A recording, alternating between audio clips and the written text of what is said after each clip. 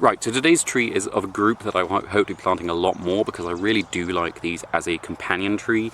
They are relatively easy to propagate from cutting in some species, but not so much in others, and they are very easy from seed. But the trouble is finding the seeds before they sort of scatter into the wilderness from our big trees. So this is an Erythrina. This is a cockspur Erythrina, which is not one of the native ones. This is actually one that was given to me by one of the local nurseries when they had a rather battered one, and I turned up with a wheelbarrow for other things, and they were quite surprised I'd walked there, so I got a free tree.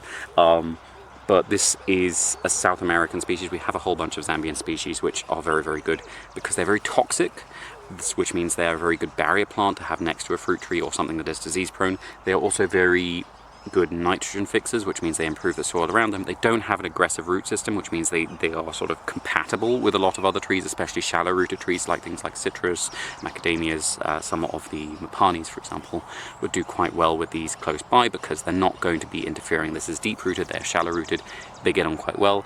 This one is actually quite a small one. Some of our native ones can get quite big, so this one could be more promising if I can propagate from it, which I hope I will be able to in the future. As a companion plant. So a lot of them will grow from cuttings and a lot of them will grow from seed. And then the final thing is they're also very deciduous, generally speaking, which means that although they do have a reasonably dense canopy when in leaf, they're not actually in leaf very long, so if they're well planted strategically sort of on the afternoon side, they can be right against a fruit tree and not take away its morning light during the sort of peak growing season when it doesn't want to be in full sun in the middle of our hottest season, which is generally the growing season for a lot of things. But it's also going to be getting full sun at the sort of less intense sunlight times of year when this is going to have dropped its leaves, even if it's getting watered, probably.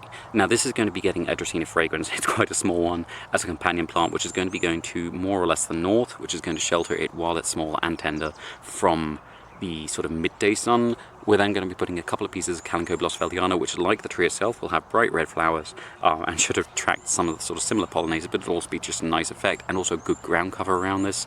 And because the Erythrina fragrans is pretty small and isn't going to be doing as much shelter as I would like for this little tree while it's small and tender and has just gone in, we're also going to be putting quite a sizable piece of the Alocamaroni in, which is going to go to the northwest and shelter it from the afternoon sun so that it is, you know, well protected while it's small, while it's tender. It will push up above both of these. I will eventually remove this Dracaena probably because this is in an area where a small Erythrina is very, very welcome, but a large Dracaena will not be so much because we've got quite a lot of other trees coming in here and we do have some infrastructure nearby which the Dracaena could interfere with, but the Erythrina, especially if I'm taking a lot of cuttings from it, shouldn't really get in the way of.